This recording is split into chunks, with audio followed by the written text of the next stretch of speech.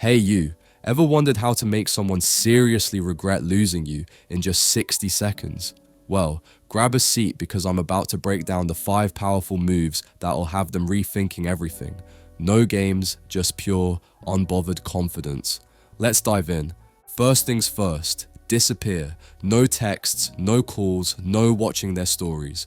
When you completely step away, you leave them in the dark, questioning why you're suddenly unavailable. This isn't about playing hard to get. It's about showing you value yourself enough to walk away. Silence can be deafening, and trust me, they'll hear it loud and clear. Next, shift all that energy back to you. Prioritize your own growth, your goals, and your confidence. Hit the gym, learn something new, or chase that passion project you've been putting off.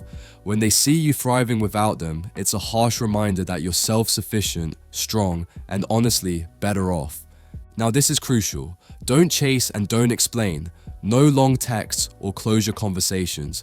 The moment you start explaining, you hand them the power. Walking away gracefully without a word shows that your peace of mind is worth more than their validation. It's mysterious, it's powerful, and it keeps them guessing. Speaking of mystery, stay silent. No matter how tempting it is to reach out, resist. Silence is powerful because it forces them to sit with their own thoughts. When your absence becomes a presence they can't ignore, that's when the regret starts creeping in. Finally, it's all about boundaries. Make it clear, without saying a word, that you won't settle for anything less than you deserve. When they realize you're serious about your worth, it hits differently.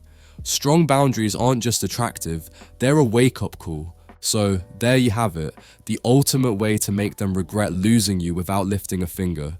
Remember, it's not about revenge, it's about respecting yourself enough to move forward.